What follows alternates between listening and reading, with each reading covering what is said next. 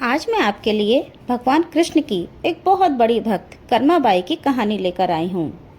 कर्माबाई के नाम से आज भी जगन्नाथपुरी में सबसे पहला प्रसाद चढ़ाया जाता है। उसका नाम है कर्माबाई की खिचड़ी।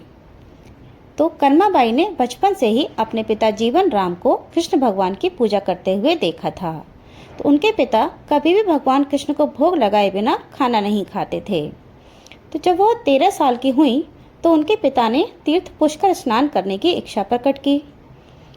तो सभी लोग जा रहे थे, लेकिन दुविधा ये थी कि अगर घर के सभी लोग चले गए तो भगवान कृष्ण को भोग कौन लगाएगा।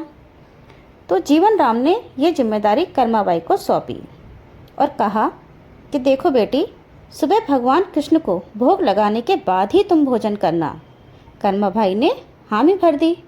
अगले दिन कर्माबाई ने उठकर सबसे पहले गुड़ और घी डालकर बाजरे की खिचड़ी बनाई और भगवान कृष्ण की मूर्ति के सामने रख दी और बोली कि मैंने आपका भोग रख दिया है, जब आपको भूख लगे तो खा लेना, तब तक मैं अपने घर के काम पूरे कर लेती हूँ।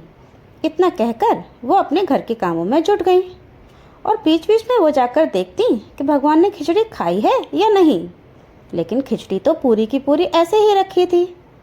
तो उनको थोड़ा शक हुआ कि शायद खिचड़ी में कुछ कमी रह गई है, घी कम रह गया है या गुड़ कम रह गया है, इसीलिए भगवान नहीं खा रहे हैं। तो उन्होंने उसमें थोड़ा घी और गुड़ और मिला दिया और मूर्ति के सामने बैठ गई और बोली कि जब तक मेरे पिताजी खिलाते थे तब तो आप खा लेते थे, अब क्यों नहीं खा रहे हो। तो पिताजी तो बाहर गए हैं, उन्हें आने में तो कई दिन लगेंगे और आपके भोग की जिम्मेदारी मुझ पर है। तो लेकिन जब तक आप नहीं खाओगे तब तक मैं भी कुछ नहीं खा पाऊंगी, तो जल्दी से खा लो ना। तो इस तरह जिद पर वो अड़ गई।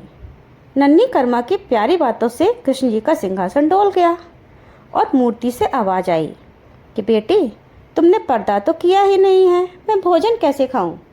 तब कर्माबाई ने अपनी चुनरी से पर्दा किया और कुछ ही समय में खिचड़ी की थाली खाली हो गई।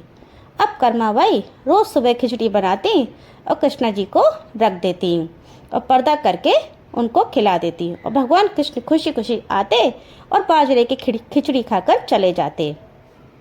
कुछ दिनों बाद कर्मा के पिता घर लौटे और कृष्ण की ये लीला देखकर दंग रह गए। इस तरह कर्माबाई भगवान कृष्ण की निस्सीम भक्त बन गईं। अंतिम दिनों में वो जगन्नाथपुरी में ही कुटिया बनाकर रहती थीं। जब उनका अंतिम समय आया था तो कहते हैं कि भगवान स्वयं उनकी कुटिया में जाकर खिचड़ी खाते थे। एक दिन जब कर्माबाई का देहांत हुआ, उस दिन भगवान जगन्नाथ की मूर्ति से आंसू बह रहे थे और पुजारी जी को सपना आया कि मेरी भक्त तो मर गई, अब मैं खिचड़ी कैसे खाऊंगा। तो उसी दिन से भगवान जगन्नाथ को रोज़ सुबह सबसे पहले बाजरे की खिचड़ी का ही भोग लगाया जाता है और उस भोग का नाम है कर्माबाई की खिचड़ी।